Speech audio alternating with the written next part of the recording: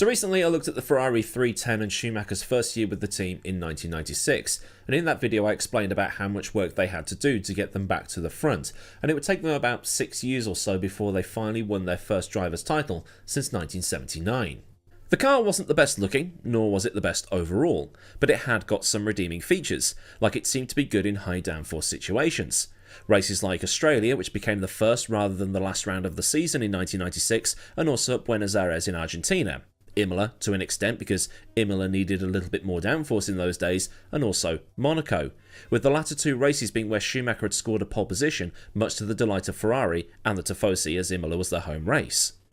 Schumacher finished that San Marino Grand Prix in second behind Damon Hill, who had been suffering from food poisoning all weekend, but the repeated problems with the Ferrari showed themselves when Schumacher's brake disc exploded as he crossed the line, so the car was unable to make it back to Parc Fermé under its own steam, but it was still classified at the end of the Grand Prix. And breaking down was something that became a recurring feature of the 310 over the course of the season. Ferrari hadn't built a Ferrari Formula 1 car, they'd built a Lotus. Schumacher had also taken pole at Monaco, and the Monaco Grand Prix actually started later on that Sunday than planned, because it lashed it down before the race was about to start. So the FIA allowed an extended warm-up session so the teams could get their wet setups nailed as a safety precaution. And through all of this, it was thought that Schumacher might be able to get his first win in red, given how good he was in these sorts of conditions and how difficult it was to overtake around the streets of Monte Carlo. But Michael binned it by himself at the lower Mirabeau, hitting the curb, losing the rear and then running out of road, clanging his left front on the Armco on the exit of the corner and retiring with only half a lap or so completed.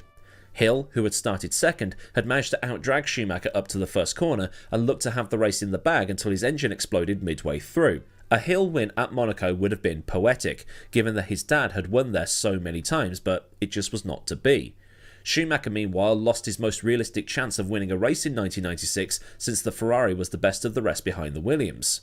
And here's some pub trivia for you that's absolutely guaranteed to impress your friends. Not a guarantee. Hill never won the Monaco Grand Prix, but his dad did, and Graham never won the British Grand Prix, but Damon did. So, with Monaco out of the way, and that race in itself is just crazy since only 3 drivers crossed the line, it was time to move on to Spain and the Spanish Grand Prix at the Circuit de Catalunya. And this year, 2024, people were getting a bit confused about the Spanish Grand Prix being after Monaco, but if you're of a certain vintage such as myself, the Spanish Grand Prix was always after the Monaco Grand Prix before they went off to Montreal. There was also a brief period where they tried the British Grand Prix in April, but I digress. The state of play was that Hill came into the Spanish Grand Prix with exactly the same amount of points as he left Monaco with, as did Villeneuve, and, well, also Schumacher. Basically, everybody except Panis, Coulthard, Herbert, Frentzen, Salo and Hakkinen arrived with the same points they left Imola with because of how chaotic that previous race was. Panis had won the race, Coulthard was second, Herbert was third, Frentzen pulled into the pits on the last lap because he went, well, what's the point? And then Salo and Hakkinen were credited with 5th and 6th, despite not actually finishing the race, but were classified because they completed 90% race distance. And such was the reliability lottery in those days. Panis' 10 points for winning the Monaco Grand Prix had lifted him up 7 spots in the driver's standings into 4th. Damon had 43 points thanks to his opening hat-trick of wins, 4th place at the Nürburgring and also winning at Imola, while Villeneuve had endured a couple of bad races, so he was over 2 wins behind, while Schumacher was in his little bubble in 3rd. Panis' anomalous result in Monaco lifted him to 4th, with it then being Alesi, Coulthard, Irvine, Berger and Barrichello rounding out the top 10. In the constructors' standings, it was Williams way out in front with a combined Hill and Villeneuve score of 65, Ferrari 40 points behind, Benetton on 18, followed by McLaren, Ligier, Jordan, Sauber and Footwork, with Minardi and 40 being the only non-scorers, and would be non-scorers for the rest of the season. The 40 story is a bit more intricate than this though. So the teams arrived at the Spanish Grand Prix with most of them hoping to lick their wounds clean of Monaco and pretend it never happened, while Ligier were probably still partying from that afternoon, and it was one of the most unexpected wins of that decade. I'm just going through the list of wins from that period, and other than maybe the Jordan 1-2 of the 1998 Belgian Grand Prix and Herbert winning the 1999 European Grand Prix, there aren't really that many proper underdog wins. I suppose if Damon's arrows had held on at the 1997 Hungarian Grand Prix, that might make the list. And for Ferrari, this would be their last race with this current spec of car. As explained in the more in-depth video last week, the Ferrari 310 was the last F1 car to have the lower style nose cone, while everybody else had moved over to the higher style. And there had been other variations of this design which were covered in a long-form video as to the why the team switched over thing. There was the blunt rounded style used by Williams and Benetton, there was the bullet style used by McLaren which was later banned for 1996, and there was something that I like to call the minnow, a style used by the likes of 40 and Footwork. Each design had its own pros and cons, but it is what it is. Now, I don't know if it's nostalgia talking, but the 1996 and 1997 seasons had the best looking cars on record. But the carnage in Monaco looked to be an outlier because at the Circuit de Catalunya, everything seemed to return to normal. Williams, as they most often did in 1996, smashed it out of the park. Damon banged in a time almost half a second faster than Villeneuve, and the Michael was almost a second off the pole pace. Alesi and Berger split the two Ferraris as Irvine lined up 6th, with Barrichello 7th, Panis 8th, Verstappen family friend Johnny Herbert in 9th, and Hakkinen completing the top 10. And if you're wondering where the second and third session times are, there aren't any. In these days, it was just a 60-minute session. You went out when you felt like it, and you got 12 laps to set your fastest time, including out and in laps. So it equated to 3 flying laps assuming you went out, timed, in. I just had a thought. Jos Verstappen lost his seat at Benetton to Johnny Herbert for 1995, didn't he? Meanwhile, the usual suspects were lining up at the tail end: Lamy, Fisichella and Rosset. Several of the mid-pack runners like Coulthard, Brundle and Katayama had bad sessions, but it was the Minardis and Rosset at the back. And just like at Melbourne and the Nürburgring, both 40s failed to qualify. The 107% rule being in its first season at this point. It came about because of the 1994 season, resulting in teams hiring drivers who were all money just so they could survive towards the end of that season, and 1995 only had 26 cars on the grid, meaning all you had to do was just set a time, no matter how slow it was, and the FIA was looking at this and going, this is probably dangerous. 40 had also unveiled a new colour scheme at this race. The yellow and blue of Brazil was out and in was green and white, thanks to their new sponsors in the Shannon Group, who were also sponsoring a lot of teams in the junior categories. But the new sponsors weren't going to get much TV time due to 40 not making the grid, and it was pretty much the beginning of the end for 40 at this point because they were in debt with pretty much everybody. If they hadn't got debts with Goodyear, I'd be surprised. As for the race though, it rained and it rained and it rained, and just to add insult to injury, it rained some more. It was torrential. Today this race would have ended up like Spa 2021 or similar. I'm sure there's going to be comments in the comment section saying that this is when they got on with it without crying. But what if I was to tell you that the 1997 Belgian Grand Prix started behind the safety car and was the first race to do so in lesser conditions?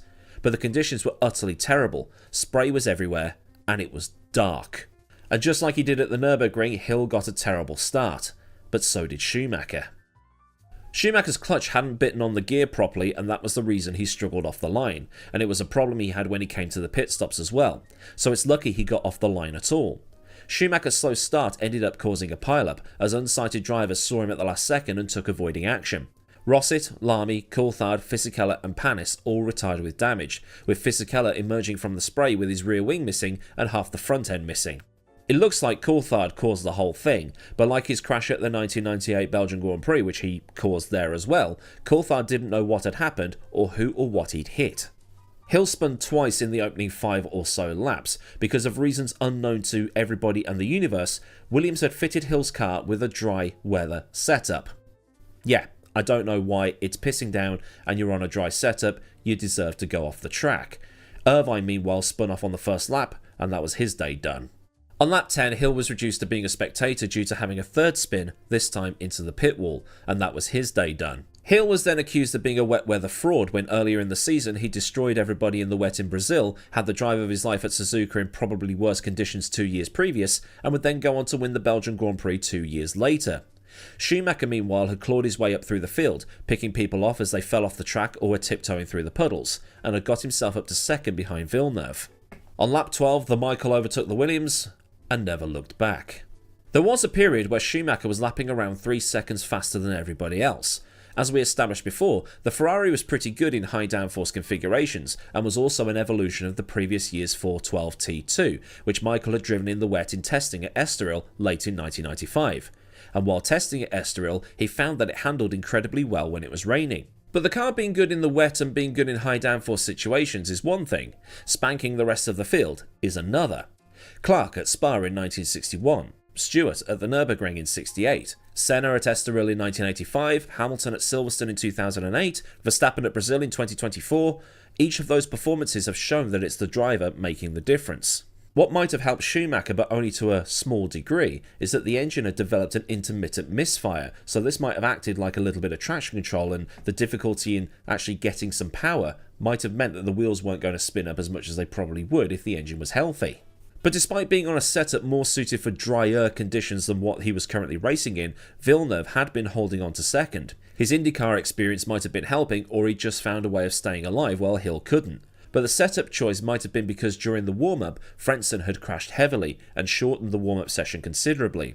Feels weird to be talking about warm-up sessions and being able to fine-tune setups and all that stuff, because these days it's don't touch the car once it's gone for its first lap in qualifying. Villeneuve would then lose second to Alesi in the second round of stops, while Schumacher was just cruising. Now, I've said before that Michael's 3 wins in 1996 came while the 2 Williams cars floundered.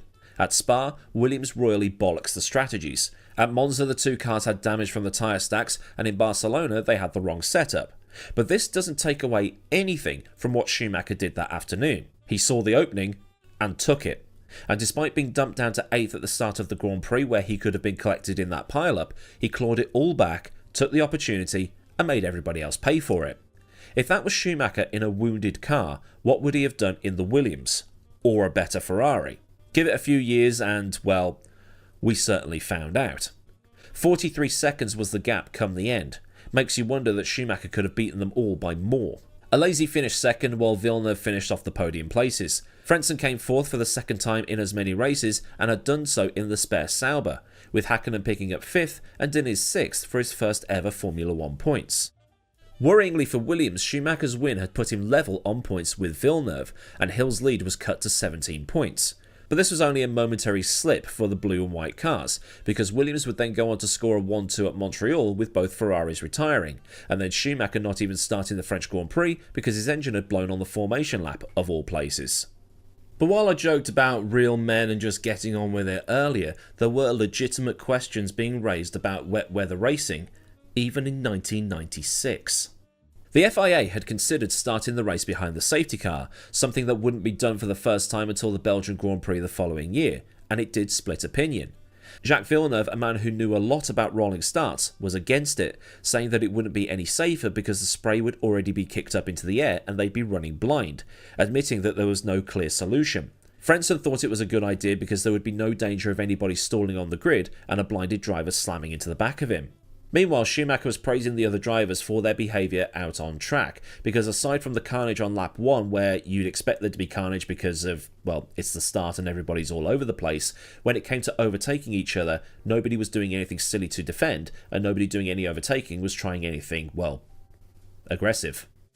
Damon, meanwhile, said, "When I got out of the car, I was relieved to be out of it, and I stick by that. I don't mind racing in the wet, and yes, we have monsoon tyres, but you must remember that in such weather, it wasn't a question of what tyres we had, but one of visibility. I came through on the first lap and there was a car either side of the track. For all I knew, there could have been people working on those cars, or the track could have been blocked. I'd have never seen the yellow flags." So the question asked at the time was, should the show go on? And the answer was yes. But not because herp derp real men and gladiators, but because TV deals. Motorsport magazine wrote at the time, with the article being called "Must the Show Go On?" as it so happens, that so long as the England football team wasn't playing on the same day, or Stephen Hendry wasn't destroying people at the Crucible, up to 7 million people could be tuning in to the Formula 1 on the BBC.